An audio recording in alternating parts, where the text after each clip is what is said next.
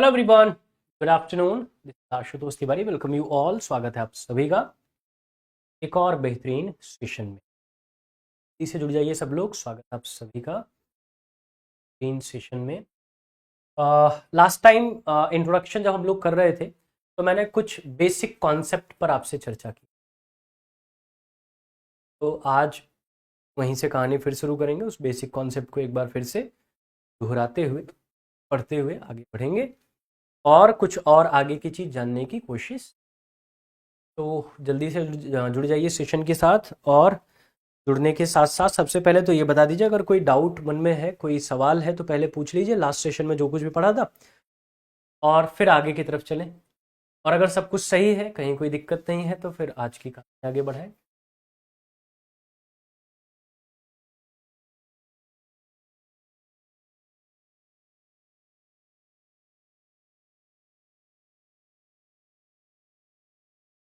सब कुछ ठीक है, आगे चलें।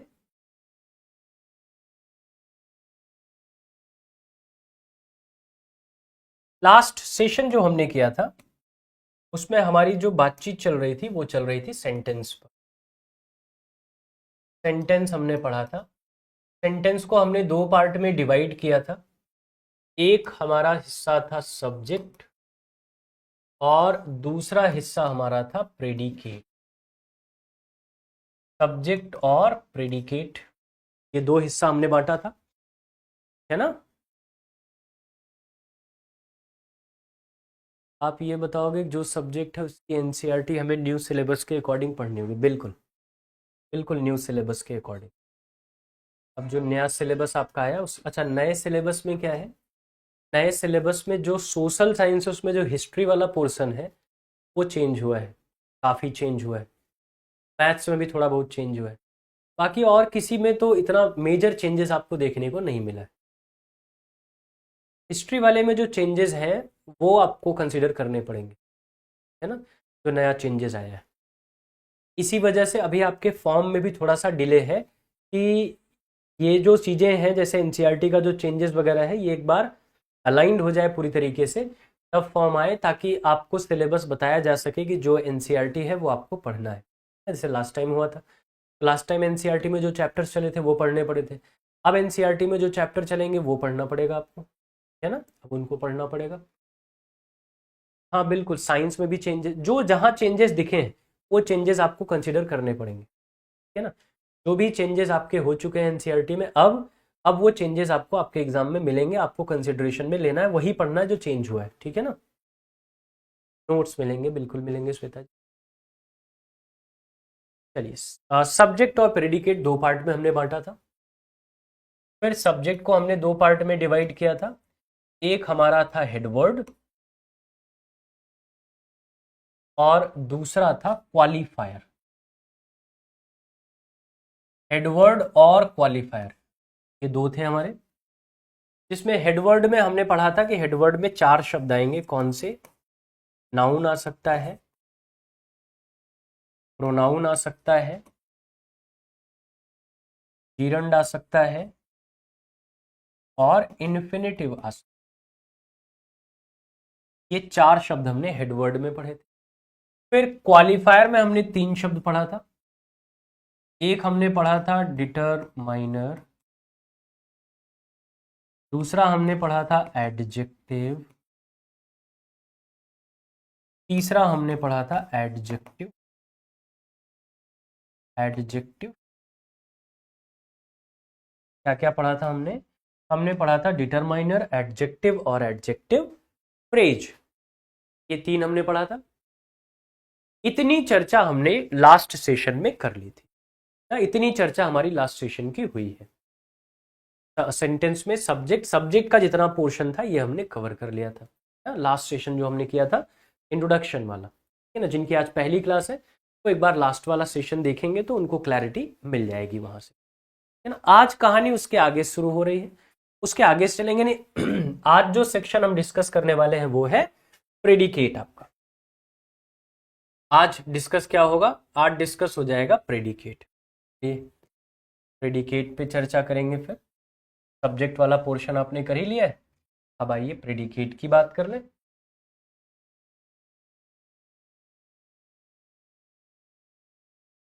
प्रेडिकेट होता क्या है? प्रेडिकेट किसे कहते हैं? सब्जेक्ट के बाद जो कुछ भी वाक्य में बचेगा, सब्जेक्ट के बाद जो कुछ भी वाक्य में बचता है उसको हम क्या कहते हैं? Predicate. Predicate is a word which tells about the action and the medium of action, है ना? क्या कह रहे हैं?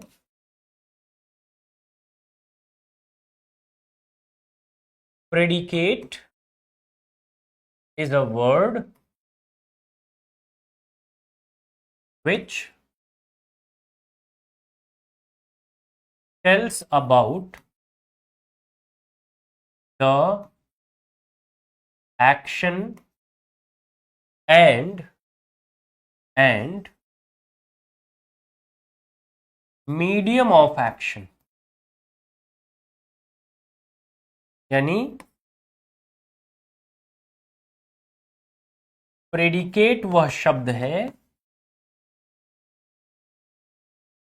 जो क्रिया तथा कर्म के बारे में, ऑब्जेक्ट के बारे में, कर्म के बारे में बताता है ना? यानी इसमें दो चीजें आएंगी, एक वर्ब आएगा, दूसरा ऑब्जेक्ट आएगा। दो चीजें आपको पढ़ने को मिलेंगी, वर्ब मिलेगा और ऑब्जेक्ट मिलेगा, ठीक है ना? अब आइए देखते हैं क्या क्या पढ़ना है इसमें। वर्ब ऑब्जेक्ट दो चीजें मिलेंगी तो क्या क्या पढ़ना होगा प्रेडिकेट के बारे में। तो प्रेडिकेट को हम डिवाइड करेंगे तीन कैटेगरी में, है ना? प्रेडिकेट आपका डिवाइड होगा तीन कैटेगरी में। तीन कैटेगरी कौन सी है? एक कैटेगरी आपकी वर्ब की है, दूसरी कैटेगरी आपकी ऑब्जेक्ट की है, और तीसरी कैटेगरी आपकी कॉम्प्लीमेंट की। क्या क्या मिलेगा? वर्ब, ऑब्जेक्ट और कॉम्प्लीमेंट। वर्ब, ऑब्जेक्ट और कॉम्प्लीमेंट। वर्ब का मतलब क्या हो गया? क्रिया, यानी एक सब्जेक्ट के द्वारा जो भी कार्य किया जाएगा उसको आप किस कैटेगरी में रखेंगे? उसको आप वर्ब की कैटेगरी में रखेंगे। सब्जेक्ट के द्वारा किया गया कार्य क्या कहलाएगा? वर्ब कहलाएगा, एक्शन कहलाएगा। वर्ब कितने प्रकार की होती है? कितने प्रकार की वर्ब आप पढ़ते हैं? तो कुल 5 प्रकार की वर्ब आप पढ़ते हैं। कौन सी? पहला हुआ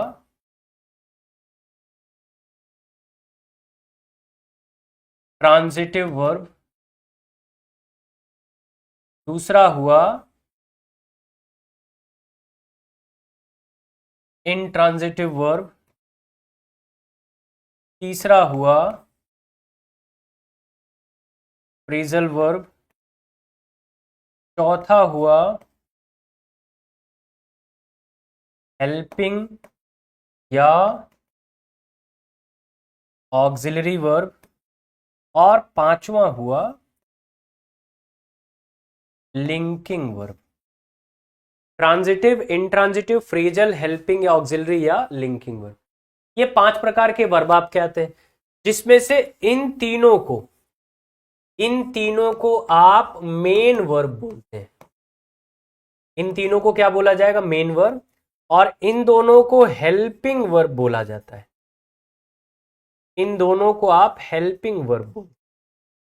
मेन वर्ब और हेल्पिंग वर्ब, यही दो मुख्य वर्ब आप पढ़ते हैं। इन्हीं दोनों को हमने डिवाइड किया 5 पार्ट में। कौन कौन से आपके हो गए? ट्रांजिटिव हो गए, इनट्रांजिटिव हो गए, फ्रेजल, हेल्पिंग, ऑक्सिलरी या फिर लिंकिंग वर्ब। ये 5 प्रकार के वर्ब आपको पढ़ने हैं, ठीक है ना? अब एक एक करके जानेंगे। सबसे पहले जानेंगे ट्रांजिटिव वर्ब के बारे में। ट्रांजिटिव वर्ब, जिसको आप हिंदी में क्या बोलते हैं?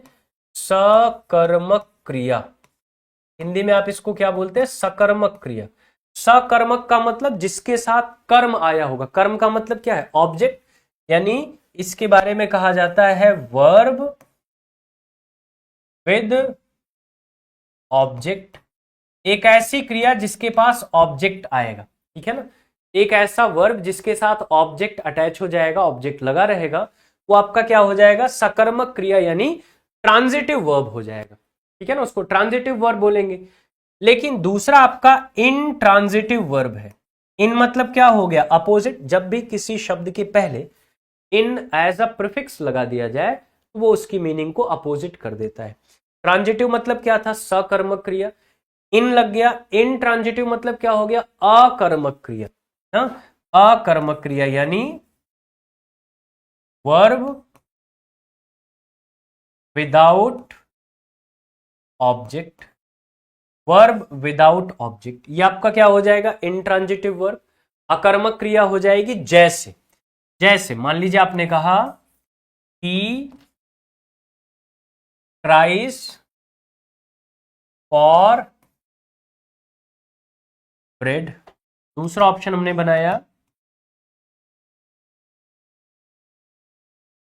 ही स्लेप्ट ऑन सोफा। तीसरा ऑप्शन हमने बनाया ही कैन रन 2 miles। और चौथा हमने बनाया ही प्लेड फुटबॉल। ठीक, ये 4 ऑप्शन हमने बना लिए, ठीक है ना। ये 4 ऑप्शन हमने, 4 क्वेश्चन हमने बना लिया। अब इन चारों क्वेश्चन में आपको बताना है कि कौन सी क्रिया सकर्मक है, कौन सी अकर्मक, कौन सी ट्रांजिटिव वर्ब है, कौन सी इंट्रांजिटिव वर्ब है।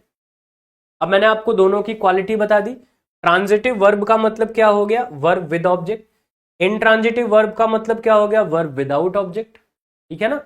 अब आपको वर्ब अगर पता करना है तो वर्ब कैसे पता लगेगा, वर्ब पता लगेगा अपने सब्जेक्ट से, अपने सब्जेक्ट से व्हाट का क्वेश्चन पूछेंगे, आंसर में क्या आ जाएगा, मेन वर्ब आ जाएगा, है ना। अपने सब्जेक्ट से व्हाट का क्वेश्चन पूछिए, आंसर में क्या आ जाएगा, मेन वर्ब। चारों में सब्जेक्ट कौन है, ही है। क्या करता है वह, रोता है, रोना क्या हो गया, वर्ब हो गया। क्या किया वह, सोया, सोना क्या हो गया, वर्ब हो गया। क्या कर सकता है, दौड़ सकता है, दौड़ना वर्ब हो गया। क्या किया वह, खेला, खेलना क्या हो गया, वर्ब हो गया। चारों में वर्ब आपको मिल गई।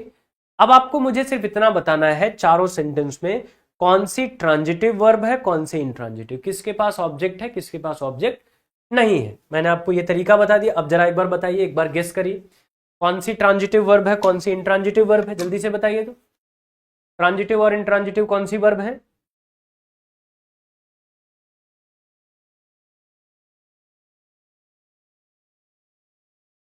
कौन सी वर्ब ट्रांजिटिव है और कौन सी वर्ब इंट्रांजिटिव है। अब देखिए वर्ब के बाद तो कुछ ना कुछ चारों में लिखा है, यहां फॉर ब्रेड लिखा है, यहां ऑन सोफा लिखा है, यहां 2 miles लिखा है, यहां फुटबॉल लिखा है। चारों में वर्ब के बाद कुछ ना कुछ लिखा है। इसका मतलब ये तो नहीं कि वर्ब के बाद अगर कुछ लिखा होगा तो सब ऑब्जेक्ट ही होगा। अगर वर्ब के बाद लिखा सब कुछ ऑब्जेक्ट होता तो कॉम्प्लीमेंट नहीं आता। कॉम्प्लीमेंट का मतलब पूरक होता ही है, जो ऑब्जेक्ट का स्थान पूरा करे या काम पूरा करे। अब पता कैसे लगाएंगे, जब आपको वर्ब मिल गई, ठीक है ना, मेन वर्ब आपको मिल गई, तो अब आप क्या करेंगे, अपने वर्ब से 3 क्वेश्चन पूछेंगे। कौन कौन सा, वर्ब से पूछेंगे व्हाट, whom, which। तीनों में से किसी एक का भी अगर आंसर आया तो आंसर में जो शब्द आएगा वो किसका काम कर रहा होगा, ऑब्जेक्ट का काम कर रहा होगा। अर्थ समझिए, व्हाट का मतलब होता है क्या, whom और which का अर्थ होता है किसका, किसको और किसकी, किसका, किसको, किसके, है ना। आपको वर्ब से 3 क्वेश्चन पूछना है, तीनों में से किसी एक का भी आंसर चाहिए। चाहे व्हाट का आंसर आ जाए, चाहे हुम का आंसर आ जाए, चाहे विच का आंसर आ जाए, ठीक है ना। अभी आपका ये डाउट क्लियर हो जाएगा कौन सा ट्रांजिटिव कौन सा इंट्रांजिटिव, ठीक है ना। व्हाट, वर्ब से व्हाट, हुम और विच। अब आइए क्वेश्चन पूछे, ही क्राइज फॉर ब्रेड, वह रोता है ब्रेड के लिए। वर्ब आया क्राइज, आपको क्वेश्चन पहले पूछना है क्या, क्या रोता है। क्या रोता है का उत्तर क्या ब्रेड हो जाएगा, नहीं होगा, ठीक है ना। कौन रोता है पूछेंगे तो सब्जेक्ट मिलेगा, कौन पूछना ही नहीं था। क्या रोता है, कोई उत्तर नहीं। किसका रोता है, किसको रोता है, किसकी रोता है, क्या ये तीनों क्वेश्चन पूछने पे आप फॉर ब्रेड लिख पाएंगे, नहीं लिख पाएंगे। अगर मैं क्वेश्चन पूछता किसके लिए रोता है, किसके लिए रोता है, यानी for what, for home, for which मैं पूछता, तब आप बोलते फॉर ब्रेड। लेकिन हमने कहीं ऐसा क्वेश्चन तो पूछा नहीं किसके लिए, हमने पूछा क्या, किसका, किसको, किसकी। अब जब ये क्वेश्चन पूछा तो फॉर ब्रेड आंसर में नहीं आया, इसका मतलब क्राइज यहां पे क्या हो गई, इंट्रांजिटिव वर्ब हो गई। ये जो फॉर ब्रेड है ना, ये आपका कॉम्प्लीमेंट है, फॉरवर्ड क्या है? कॉम्प्लीमेंट है, पूरक है। ये ऑब्जेक्ट की पोजीशन पर काम करने वाला शब्द है ना? ऑब्जेक्ट की पोजीशन पर काम करने वाला शब्द। क्लियर हो गया? दूसरा लिखा, he slept on sofa, slept सोया, क्या सोया, क्या क्या सोया का आंसर ऑन सोफा होगा। किसका सोया, किसको सोया, किसकी सोया, सोफा आप लिख सकते हैं नहीं। कहां सोया अगर पूछूंगा तो आप क्या बोलेंगे? सोफा पर, ऑन सोफा। कहां सोया, कहां का क्वेश्चन ही हमने नहीं पूछा। वेयर का क्वेश्चन कहीं पूछा क्या? हमने क्वेश्चन ही नहीं पूछा। इसका मतलब ये ऑन सोफा भी क्या हो गया? कॉम्प्लीमेंट हो गया। तो स्लेप्ट भी हमारा क्या हो गया? इंट्रांजिटिव वर्ब हो गया। He can run 2 miles, question पूछे व्हाट, क्या दौड़ सकता है? कोई उत्तर नहीं। किसका दौड़ सकता है, किसको दौड़ सकता है, किसकी दौड़ सकता है? कोई। कितना दौड़ सकता है, कितना दौड़ सकता है, आप क्या कहेंगे? 2 माइल्स। लेकिन हमने हाउ मेनी हाउ मच कहीं क्वेश्चन में पूछा ही नहीं। हाउ मेनी हाउ मच कहीं क्वेश्चन में पूछा नहीं पूछा। इसका मतलब ये 2 माइल्स भी क्या है? कॉम्प्लीमेंट है, ये भी ऑब्जेक्ट नहीं है, ये भी इंट्रांजिटिव वर्ब है। चौथे वाले में देखिए, ही प्लेड फुटबॉल, क्या खेला, पहला ही क्वेश्चन पूछा क्या खेला, आपने तुरंत कहा फुटबॉल खेला। चौथा वाला आपका क्या हो गया? ट्रांजिटिव वर्ब हो गया, क्योंकि फुटबॉल क्या है? ऑब्जेक्ट है। बाकी तीन के तीनों क्या थे? इंट्रांजिटिव वर्ब थे, ठीक है ना? बाकी तीन के तीनों क्या है? Intransitive verb. अब बात समझ में आई? अब बात समझ में आई? ट्रांजिटिव इंट्रांजिटिव, अब तो कंफ्यूजन नहीं होगा। सकर्मक अकर्मक क्रिया आप समझ में आ गई?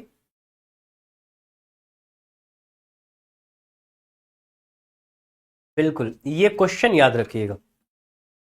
व्हाट, हुम और विच। व्हाट का मतलब क्या, हुम और विच का मतलब किसका किसको। इसके अलावा कोई क्वेश्चन नहीं पूछना है। इसके अलावा कोई क्वेश्चन पूछे तो सब सारे शब्द आपके ऑब्जेक्ट हो जाएंगे, ठीक है ना? ये बात क्लियर हो गई? ट्रांजिटिव और इंट्रांजिटिव वर्ब, यहां तक मामला क्लियर है? ट्रांजिटिव इंट्रांजिटिव वर्ब का खेल क्लियर है ना? अब आइए,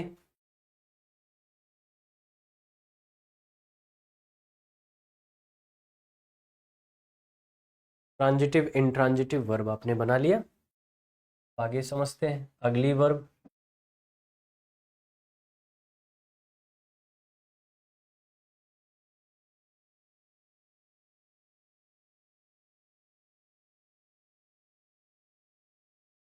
ट्रांजिटिव इंट्रांजिटिव, सकर्मक अकर्मक क्रिया, ठीक है ना? अब आइए नेक्स्ट आपका क्या है? नेक्स्ट है फ्रेजल वर्ब।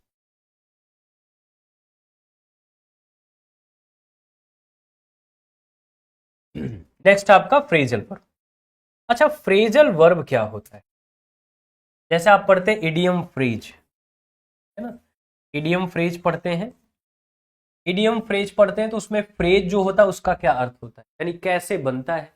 आपको इडियम्स के साथ साथ फ्रेज भी याद करने पड़ते हैं ना। फ्रेजल वर्ब आपको याद करना पड़ता है इडियम्स के साथ साथ। फ्रेजल वर्ब बनता कैसे? काम तो ये मेन वर्ब की तरह करता है ना?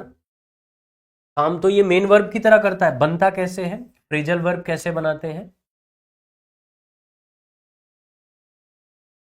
मेन वर्ब में, अब मेन वर्ब कौन है? मेन वर्ब आपकी ट्रांजिटिव इंट्रांजिटिव और फ्रेजल, ये तीनों ही मेन वर्ब हैं। ये तीनों ही मेन वर्ब है। अभी हम बना किसको रहे हैं? हम बना रहे हैं फ्रेजल वर्ब को। इसका मतलब अभी के लिए हमारे पास मेन वर्ब कौन है? ट्रांजिटिव और इंट्रांजिटिव। तीसरा तो बन ही रहा है अभी, ट्रांजिटिव इंट्रांजिटिव। तो जब मेन वर्ब के साथ, मेन वर्ब के साथ, मेन वर्ब के साथ प्रेपोजिशन या प्रेपोजिशन या एडवर्ब जोड़कर, ठीक है ना? जब मेन वर्ब के साथ प्रेपोजिशन या एडवर्ब जोड़कर, मेन वर्ब के साथ प्रेपोजिशन या एडवर्ब जोड़कर जब उसका अर्थ बदल दिया जाता है, ठीक है ना? प्रेपोजिशन के साथ जब, सॉरी, मेन वर्ब के साथ जब प्रेपोजिशन या एडवर्ब जोड़कर उसका एक नया अर्थ ले लेते हैं, तो वही आपका क्या कहलाता है? फ्रेजल वर्ब कहलाता है। जैसे सपोज मैं आपसे कुछ शब्द आपको दूं, जैसे मान लीजिए टेक। टेक का मतलब क्या होता है? लेना।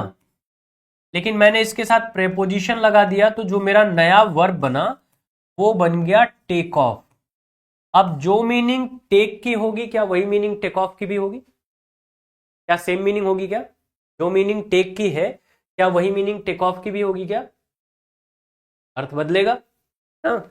या जैसे एक शब्द है मेक, मेक मतलब बनाना, लेकिन हमने इसके साथ एक प्रेपोजिशन अप ऐड कर दिया, क्या बन गया शब्द मेकअप। तो मेकअप जो मीनिंग मेक की होगी क्या वही मीनिंग मेकअप की भी होगी? नहीं होगी, अर्थ बदल जाएगा। ठीक है ना? या जैसे हमने एक शब्द बना लिया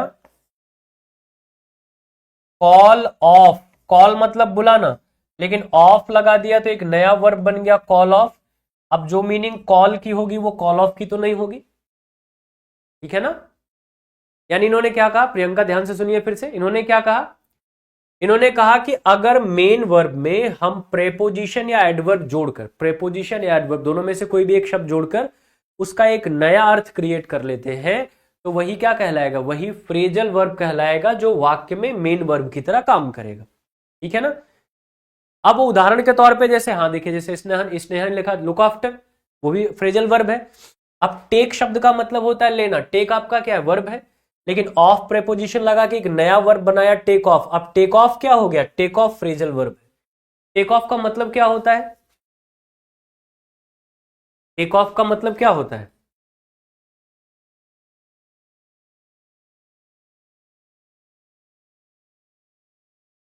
टेक ऑफ का मतलब क्या होता है?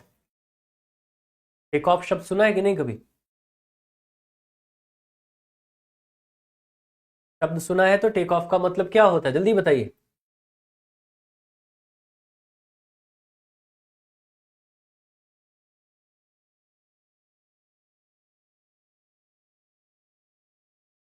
शब्द ही नहीं सुना था?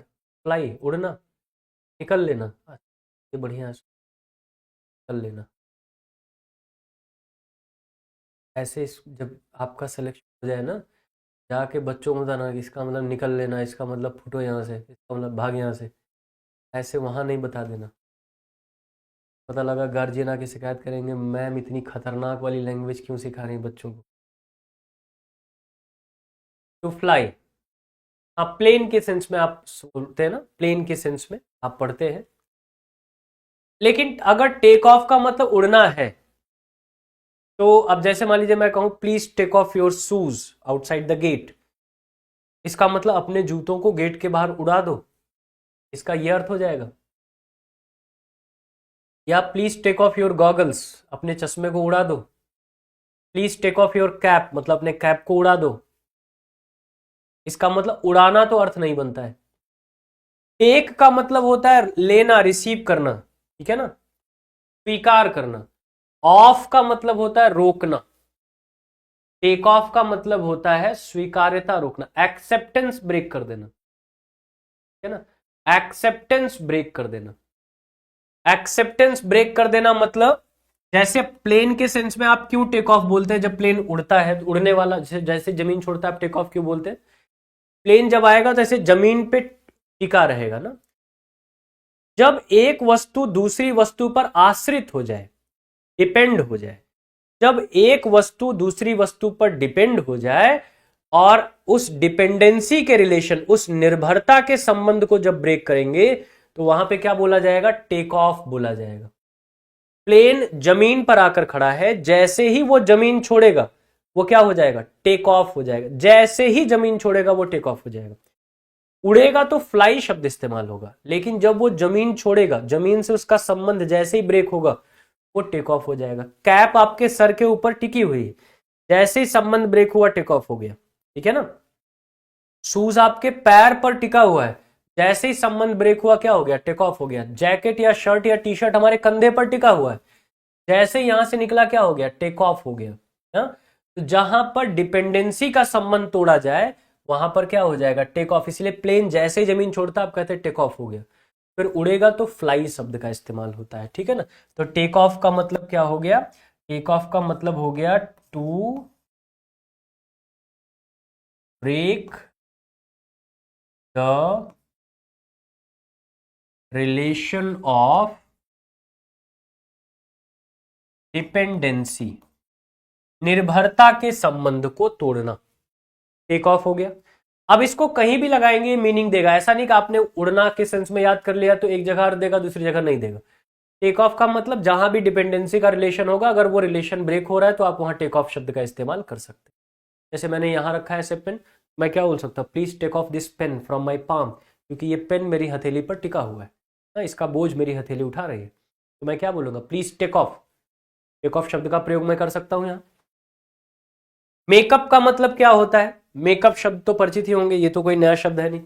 मेकअप का मतलब क्या होता है, ये इसलिए जानते रहिए कि आपको इडियम्स और फ्रेज याद करने हैं, तो फ्रेजल वर्ब कैसे यूनिवर्सल मीनिंग उसकी समझेंगे जो हर जगह काम आएगी, क्योंकि अगर आप उसकी लिटरेरी मीनिंग याद करने लगेंगे ना तो हर बार आप फंस जाएंगे। सेंस समझिए किस लिए ये काम करता है, अब उस सेंस से जितने भी अर्थ बनेंगे उन सबके लिए आपको एक बार में याद हो जाएगा, ठीक है ना, आपको बार बार रटना नहीं पड़ेगा। चलिए, मेकअप का मतलब क्या होता है, मेकअप का मतलब क्या हो गया, बहुत बढ़िया। जैसे आप देखते हैं ना शादी विवाह के समय पे आप देखते हैं कम से कम 2.5 से 3 सेंटीमीटर ऊपर तक मेकअप दिखाई देता है ना, तब आप अगर ऐसे उसमें करें लगभग इतना तो गड्ढा हो जाएगा मेकअप ऊपर से। क्यों करते हैं ये, अब मेकअप का मतलब वहां तो अर्थ में मान लीजिए दुल्हन तैयार हो रही तो वहां तो अर्थ हो गया सजना सवरना तैयार, ठीक है ना। लेकिन मान लीजिए कि जैसे मैं आपसे बात कर रहा हूं और हम लोग बात कर रहे हैं, बात करते करते कोई ऐसा शब्द बीच में आ गया जो नहीं बोलना चाहिए था वहां, तो फिर क्या कर रहा है जिसने बोला, उसने बात बनाने की कोशिश की, आपने कहा अच्छा चलो छोड़ो मेकअप मत करो, वहां सजना सवरना तैयार तो नहीं हो गया मेकअप का मतलब, वहां हो गया बात बनाना। मैं कहीं जा रहा था, ट्रेन का वेट कर रहा था, अचानक से मेरे मोबाइल पे एक मैसेज आता है, your train is running late by 3 hours but it is likely to make up by the next station, likely to make up by the next station. तो मेकअप का मतलब क्या ट्रेन अगले स्टेशन पे क्रीम पाउडर लगा कर आएगी, नहीं, वहां होगा समय कवर कर लेगी। कल वाली क्लास आप या इसके पहले वाली क्लास आप नहीं पढ़े थे, आज मैंने आपसे क्या कहा कि इसको पिछली क्लास पढ़ लेना ताकि सिलेबस मेकअप हो जाए, इसका मतलब सिलेबस कवर करना हो गया। मैं कहीं जा रहा था, हल्का सा खरोच लग गई, ये शर्ट फट गई, मैंने टेलर को दिया, मैंने कहा भाई इसका कपड़ा यहाँ से सही कर दो, रफू कर दो, मेकअप कर दो। अब यहाँ मेकअप का मतलब क्या हो गया, सिलना।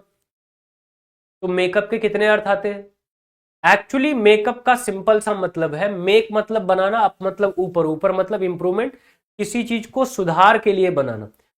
जब हम चेहरे पर मेकअप करते तो क्यों करते, जैसे मान लीजिए चेहरा डल है, चेहरे चेहरे पर वो तेज नहीं दिख रहा है, चेहरा चमक नहीं रहा है, तो हम क्या करते हैं, चेहरा वॉश करते हैं फिर मेकअप करते हैं ताकि चेहरे का ग्लो वापस आ सके ना, चेहरे का ग्लो सुधारा जा सके, रिकवर किया जा सके। कपड़ा फट गया तो कपड़ा क्यों सिलवा रहा है, ताकि इस कपड़े को जो यहां से कपड़ा गायब हुआ उसको हम फिर से रिकवर कर सके। बात करते करते ट्रैक ऑफ ट्रैक बात हो गई, तो मैं वापस आने की कोशिश कर रहा हूं, मतलब ट्रैक सुधारने की कोशिश कर रहा हूं कि फिर से बातचीत सही हो जाए। ट्रेन लेट चल रही है, उस 3 घंटे को कवर करने की कोशिश कर रही, सुधारने की कोशिश कर रही, तो वहां मेकअप हो गया। मेकअप का मतलब होता है टू इम्प्रूव, मेकअप का मतलब क्या होता है, टू इम्प्रूव, सुधारना, किसी भी चीज को सुधारना, सुधारना। अब वो चाहे चेहरा हो, चाहे आपका सिलेबस पीछे छूट गया, चाहे बातचीत हो, जहां भी आप सुधार करना है वहां क्या हो जाएगा, मेकअप हो जाएगा। आप कहीं भी लगाइए मेकअप का सेम हो जाएगा। कॉल का मतलब बुलाना, ऑफ मतलब बंद करना। जब धरना प्रदर्शन हड़ताल होता है तो क्या बोलते हैं, आवाज दो हम एक हैं, आवाज देते हैं ना, आवाज दो हम एक हैं। कॉल करना, मदद के लिए बुलाना। ऑफ कर दिया मतलब जो चल रहा था उसको क्या कर देना, रोक देना, जो कुछ भी चल रहा था उसको रोक देना, क्या हो जाएगा, कॉल ऑफ हो जाएगा। कॉल ऑफ का मतलब क्या होता है, टू पोस्टपोन, टू पोस्टपोन, टाल देना, हाँ, टू पोस्टपोन, कॉल ऑफ मतलब स्थगित करना, स्थगित करना, स्थगित करना। क्लियर है। यहां तक बात क्लियर है? अब फ्रेजल वर्ब क्लियर हो गया? फ्रेजल वर्ब क्या होता है? यहां तक बात क्लियर हो गई फ्रेजल वर्ब? चलिए, फ्रेजल वर्ब की पूरी एक सीट आपको मिलेगी इडियम्स के साथ, जो आपको प्रिपेयर करना है, वहां से क्वेश्चन मिलेंगे, ठीक है ना? 3 हो गए आपके, ट्रांजिटिव, इंट्रांजिटिव, फ्रेजल वर्ब। अब आइए, आपका चौथा है हेल्पिंग या ऑक्सिलरी। ठीक है, हेल्पिंग या ऑक्सिलरी।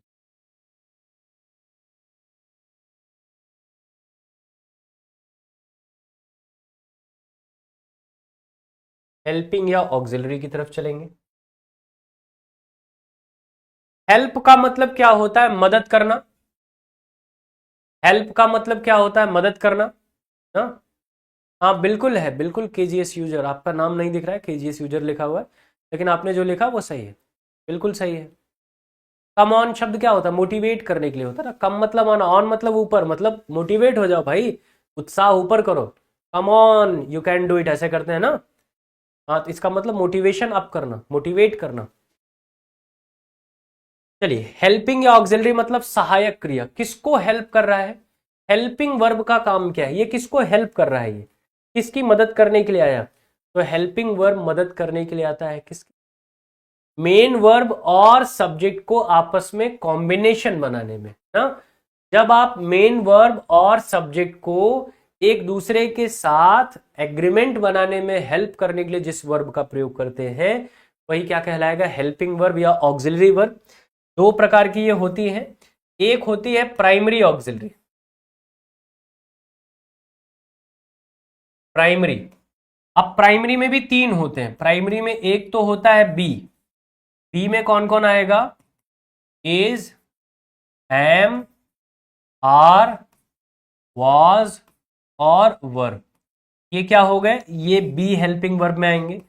दूसरा है हैव। हैव में कौन कौन आएगा? तो हैज आएगा, हैव आएगा और हैड आएगा। तीसरा है डू। डू में कौन कौन आएगा? डू आएगा, डज आएगा और डिड आएगा, है ना। ये आपके 3 क्या है? प्राइमरी हेल्पिंग वर्ब है, जो इसके बाद जो चैप्टर हम पढ़ेंगे टाइम एंड टेंस, उसमें आपको पढ़ने को मिलेगा, ठीक है ना। टाइम एंड टेंस में प्रेजेंट और पास्ट कॉन्टिन्यूअस में is, am, are, was, were helping verb है। प्रेजेंट और पास्ट परफेक्ट में has, have, had helping verb है। प्रेजेंट और पास्ट इंडेफिनिट में डू, डज और डिड हेल्पिंग वर्ब है। ये आपको वहां पढ़ने को मिलेगी। लेकिन कई बार ऐसा होता है जब हमको कुछ स्पेसिफिक मीनिंग चाहिए होता है, तो ये जो हेल्पिंग वर्ब है ये हमको हेल्प नहीं करती। वहां पे हमको एडवांस वर्ब लेना पड़ता है या मॉडल ऑक्सिलरी लेना पड़ता है, ठीक है ना। तो जो दूसरा इसका हिस्सा है, वो दूसरा हिस्सा क्या है? दूसरा हिस्सा है मॉडल्स। दूसरा हिस्सा क्या है? मॉडल्स है, ठीक है ना। अब मॉडल्स में कौन कौन आएंगे? तो कुल 13 मॉडल्स हैं। मॉडल ऑक्सिलरी कौन कौन से? Can, could, may, might, must, shall, should,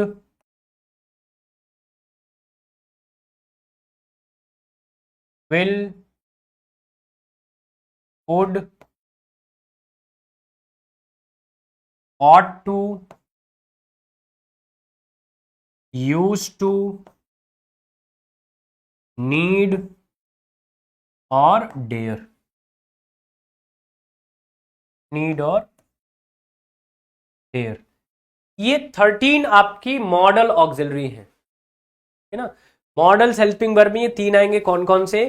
can, could, may, might, must, shall, should, will, would, ought to, use to, need और डेयर।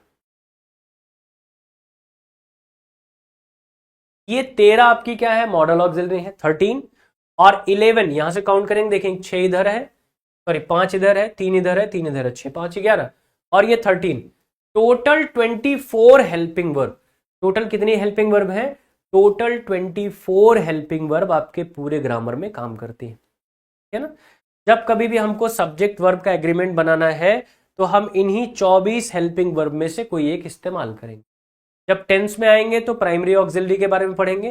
टेंस में जब फ्यूचर टेंस में आएंगे तो मॉडल ऑक्सिलरी की भी जरूरत पड़ेगी, शैल और विल की। ठीक है ना, शैल विल देखिए मॉडल ऑक्सिलरी है, इसकी भी जरूरत पड़ेगी, इसके बारे में भी चर्चा करेंगे। और जब सब्जेक्ट वर्ब एग्रीमेंट के चैप्टर में आएंगे तो मॉडल ऑक्सिलरी के जो कुछ विशेष रूल हैं उनकी भी चर्चा आपसे करेंगे। ठीक है ना, ये हो गई आपकी हेल्पिंग वर्ब, जिसमें आपने प्राइमरी हेल्पिंग वर्ब और मॉडल हेल्पिंग वर्ब की चर्चा की। यहां तक बात समझ में आई? यहां तक बात क्लियर है? कहीं कोई दिक्कत, कहीं कोई परेशानी?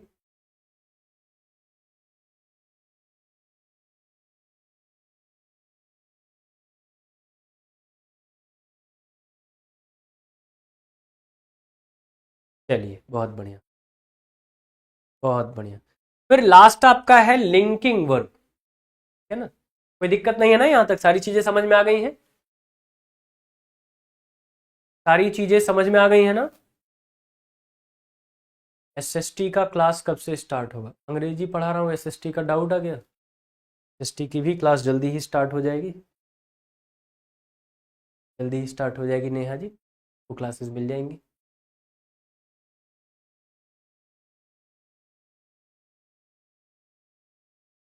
चलिए बहुत बढ़िया।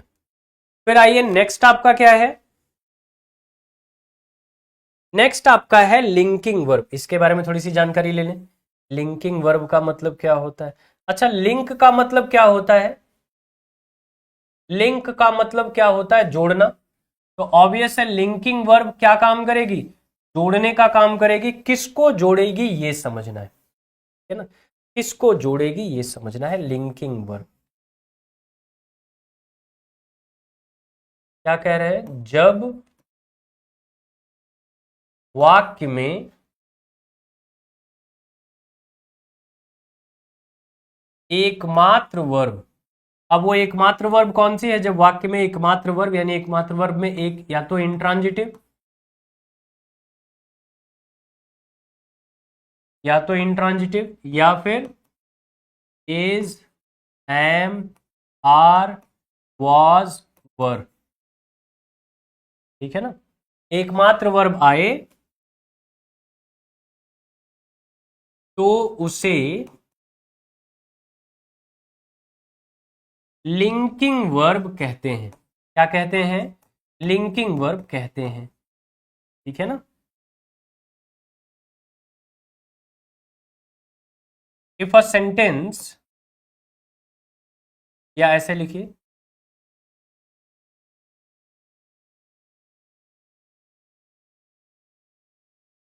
A single verb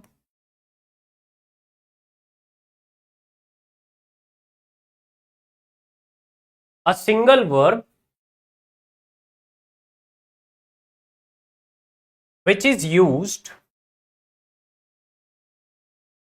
to connect subject and complement, subject and complement is called linking verb। उसी को क्या बोलते हैं? लिंकिंग वर्ब बोलते हैं। ठीक है ना? और वो अकेली वर्ब कहां से आएगी? या तो इंट्रांजिटिव वर्ब होगी या तो is, am, are, was verb में से कोई एक होगा। उसी को आप क्या बोलेंगे? Linking verb. एकमात्र जब वर्ब आपके सेंटेंस पे आएगी, अलोन वर्ब आपके सेंटेंस पे आएगी। और वो अकेली वर्ब कहां से बिलोंग करनी चाहिए? तो वो अकेली वर्ब बिलोंग करनी चाहिए कहां से? या तो इंट्रांजिटिव से या तो हेल्पिंग वर्ब के बी वाले सेक्शन से, is, am, are, was verb से, दोनों में से कहीं एक जगह से होना चाहिए। उसी को आप क्या बोलेंगे? लिंकिंग वर्ब बोलेंगे। जैसे सपोज मान लीजिए मैंने सेंटेंस लिखा, ही वेप्ट बिटरली, ही वेप्ट बिटरली। अब वेप्ट आपका क्या है? रोना वर्ब है। ट्रांजिटिव वर्ब है या इंट्रांजिटिव वर्ब है? आपने देखा क्या रोया? कोई उत्तर नहीं। किसका रोया? किसको रोया? किसकी रोया? कोई उत्तर नहीं। कैसे रोया? तो आप बोलेंगे बिटरली। कैसे का क्वेश्चन ही नहीं है। ठीक है ना? इसका मतलब है ये अभी एकमात्र वर्ब है। इसके अलावा और कोई वर्ब सेंटेंस में है? इसके अलावा और कोई वर्ब सेंटेंस में है? ये सब्जेक्ट है, ये कॉम्प्लीमेंट है। एकमात्र वर्ब आपके सेंटेंस में आई। हाँ, लिंकिंग वर्ब फिर से समझ लीजिए भाई, समझा ही रहा हूं, अभी कहां आगे बढ़ा।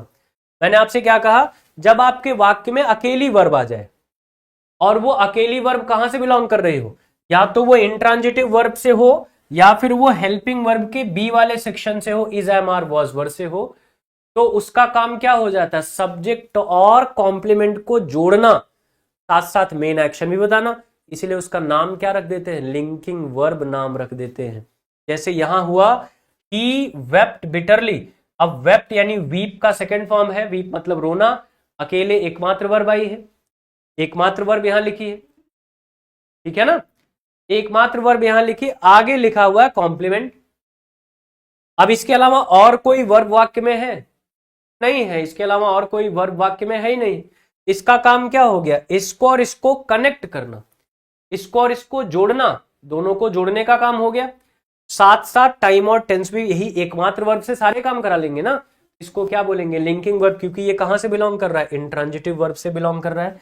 तो ये इंट्रांजिटिव वर्ब तो है ही है, मतलब इसको ये नहीं कह सकते कि ये इंट्रांजिटिव नहीं, इंट्रांजिटिव तो है ही है, इंट्रांजिटिव के साथ साथ लिंकिंग वर्ब का भी काम कर रही है, ठीक है ना, यही क्या हो जाएगा, लिंकिंग वर्ब हो जाएगा। या जैसे मैंने कहा, एक सेंटेंस और बनाया,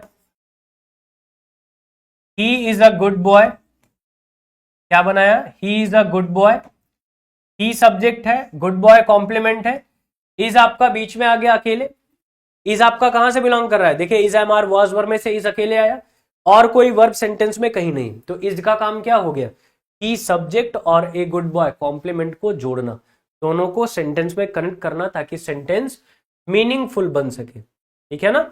इसका मतलब यहां इज का काम क्या, इस पर्टिकुलर सेंटेंस में इज का काम क्या है, इज आपका लिंकिंग वर्ब है, इज आपका लिंकिंग वर्ब है ना। जब आपके वाक्य में एकमात्र वर्ब आए और वो वर्ब कहां से हो, या तो इंट्रांजिटिव से हो या is am are was verb में से कोई एक हो, तो उसे लिंकिंग वर्ब कहते हैं। क्यों, क्योंकि उसका काम होता है सब्जेक्ट और वर्ब के बाद आए हुए कॉम्प्लीमेंट को जोड़ना और सेंटेंस को मीनिंगफुल बनाना। बात समझ में आ गई। वहीं हेल्पिंग वर्ब की बात करें प्रियंका, तो हेल्पिंग वर्ब का मतलब होता है जो सब्जेक्ट और मेन वर्ब को कॉम्बिनेशन एक दूसरे के साथ साथ रह के एग्रीमेंट बनाने में हेल्प करता है ना। चलिए अब बताइए, बात क्लियर हो गई या नहीं, यहां तक बात समझ में आ गई या नहीं, यस और no.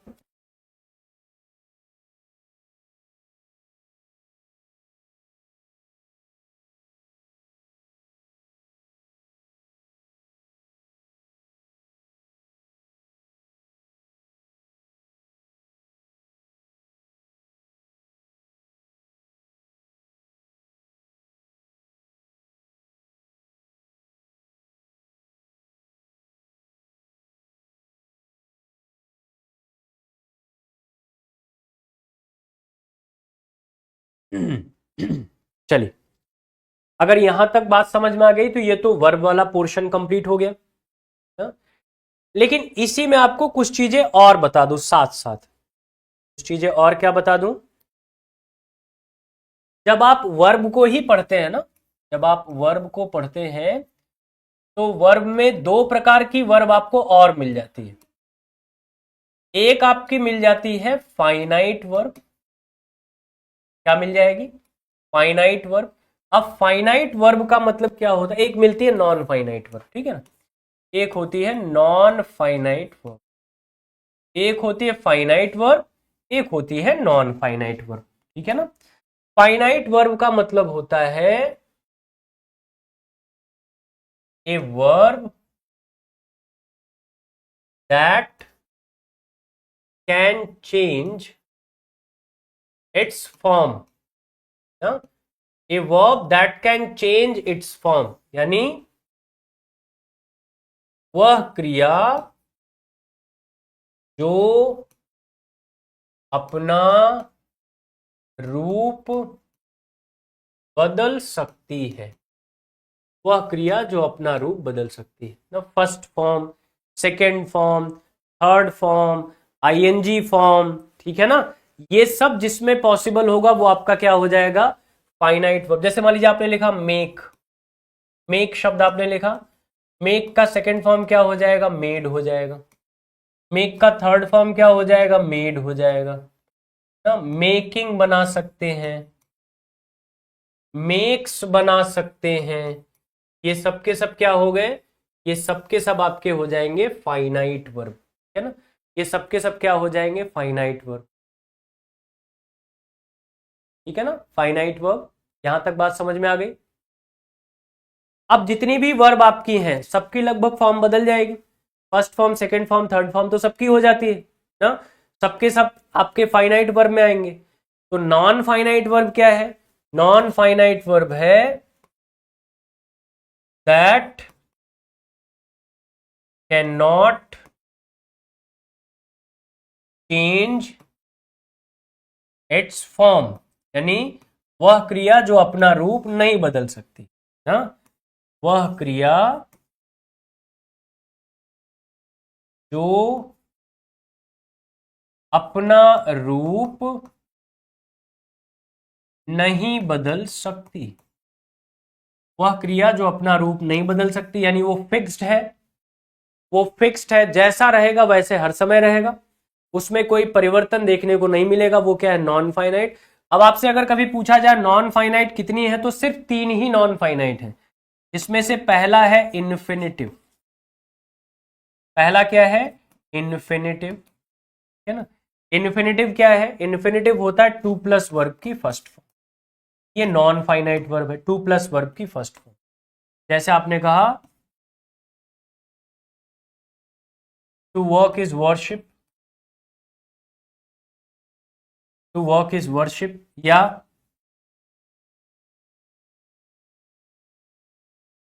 I am going to play. अब आप इसमें टेंस चाहे कुछ भी लिख दीजिए, कोई भी टेंस लिख दीजिए, ये जो 2 प्लस वर्ब की फर्स्ट फॉर्म है इसमें कोई परिवर्तन देखने को नहीं मिलेगा। ये 2 प्लस वर्ब की सेकंड फॉर्म कभी नहीं हो सकता, ये 2 प्लस वर्ब की फर्स्ट फॉर्म ही हर बार रहेगा। इन्फिनेटिव कहीं भी आएगा, चाहे वो किसी भी टेंस में आए, इन्फिनेटिव की फिक्स फॉर्म है 2 प्लस वर्ब की फर्स्ट फॉर्म, तो वो किस में हो जाएगा, नॉन फाइनाइट वर्ब में हो जाएगा। ठीक है ना, नॉन फाइनाइट वर्ब में हो जाएगा। दूसरा आपका होता है जीरंड, दूसरा आपका होता है जीरंड। जीरंड क्या होता है, वर्ब की फर्स्ट फॉर्म प्लस आईएनजी, जैसे आपने लिखा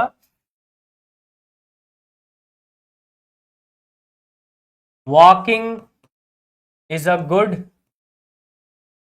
exercise, walking is a good exercise.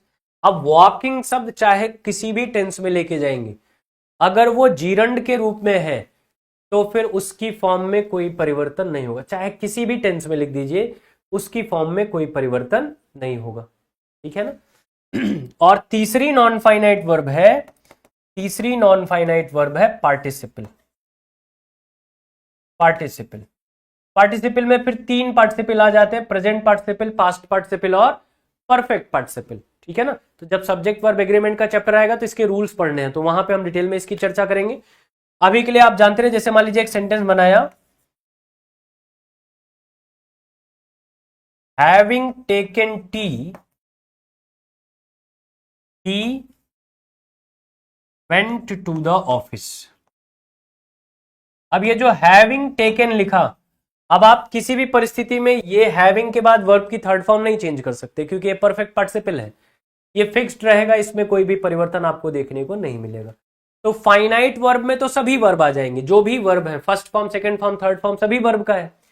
Non finite में सिर्फ 3 आते हैं। नॉन फाइनाइट मतलब ऐसी वर्ब जिसका फॉर्म फिक्स है, वो परिवर्तन नहीं आएगा, उसमें सिर्फ 3 आएंगे। कौन से, इन्फिनेटिव आएगा, जीरंड आएगा और पार्टिसिपल आएगा। इन्फिनेटिव, जीरंड और पार्टिसिपल। यहां तक बात समझ में आ गई, यहां तक बात क्लियर है। फाइनाइट, नॉन फाइनाइट एक बार क्लियर कर दें, बातें समझ में आ गई यहां तक। चलिए मैं एक वंदना जी के क्वेश्चन का जवाब दे दूं, उन्होंने लिखा कि एक बार फिर से लिंकिंग वर्ब बता दूं, तब तक मैं इनको बता रहा हूं, आप तब तक बताइए ये समझ में आया या नहीं। लिंकिंग वर्ब का मतलब क्या होता है, लिंक मतलब होता है जोड़ना। ठीक है ना, इसका मतलब हमारे सेंटेंस में ऐसी वर्ब आएगी जो जोड़ेगी, किसको, सब्जेक्ट को, और वर्ब के बाद आए हुए शब्द को जोड़ेगी, ताकि सेंटेंस मीनिंगफुल बन सके। ठीक है ना। अब ये लिंकिंग वर्ब कहां से बिलोंग करती है, तो मैंने ये भी आसान कर दिया, मैंने कहा या तो वो इंट्रांजिटिव वर्ब से होगी, या फिर वो is, am, are, was verb में से कोई एक होगा। किस परिस्थिति में वो लिंकिंग वर्ब बनेगा, जब वो वाक्य में अकेले होता है। ठीक है ना, जब उसके अलावा और कोई वर्ब सेंटेंस में नहीं होगी, उसी को हम क्या बोलेंगे, लिंकिंग वर्ब बोलेंगे। अब क्लियर है वंदना जी। पार्टिसिपल पार्टिसिपल देखिए, पार्टिसिपल 3 होते हैं, ये वर्ब की फॉर्म है। पार्टिसिपल 3 होते हैं, प्रेजेंट पार्टिसिपल, पास्ट पार्टिसिपल और परफेक्ट पार्टिसिपल। मैंने आपसे कहा इसकी चर्चा डिटेल में होगी जब सब्जेक्ट वर्ब एग्रीमेंट चैप्टर पे आएंगे, क्योंकि इसका रूल पढ़ना है हमको, ठीक है ना। अभी मैं खाली परिचय आपको ये कराना हूं कि नॉन फाइनाइट वर्ब में सिर्फ 3 वर्ब आती हैं। एक इन्फिनेटिव 2 प्लस वर्ब की फर्स्ट फॉर्म, एक जीरंड वर्ब की फर्स्ट फॉर्म प्लस आईएनजी, एक पार्टिसिपल होता है जिसमें present participle, past participle, perfect participle सब में वर्ब की फॉर्म फिक्स है, वो कभी भी चेंज नहीं होती है, ठीक है ना। जैसे प्रेजेंट पार्टिसिपल है, एक काम होते होते दूसरा काम हो जाए तो आईएनजी लगाकर शो कर देंगे। पास्ट पार्टिसिपल है, वर्ब की थर्ड फॉर्म हमेशा आएगी। परफेक्ट पार्टिसिपल है, हैविंग के बाद वर्ब की थर्ड फॉर्म आएगी, ठीक है ना। तो ये फिक्स फॉर्म है। श्वेता, बात क्लियर है। Infinitive, infinitive Priyanka ji last session में भी किया था जब हम लोगों ने सब्जेक्ट का सेशन पढ़ा था हेडवर्ड, आज फिर कर रहा हूं। इन्फिनेटिव का मतलब होता है टू के बाद वर्ब की फर्स्ट फॉर्म। जब वर्ब की फर्स्ट फॉर्म के पहले टू लगा दे तो वो क्या हो जाएगा, इन्फिनेटिव हो जाएगा। काम वो कैसा करता है, काम वो नाउन का करता है, ठीक है ना। लेकिन वर्ब का फॉर्म होता है, वर्ब के पहले टू लगाकर इन्फिनेटिव बनाया जाता है। और वर्ब की कौन सी फॉर्म, वर्ब की फर्स्ट फॉर्म, ऐसा नहीं सेकंड और थर्ड फॉर्म, वर्ब की फर्स्ट फॉर्म के पहले टू लगता है ना। हाँ कर दिया प्रियंका जी, आपकी आपकी आपका आदेश पालन कर लिया गया। और कोई सवाल।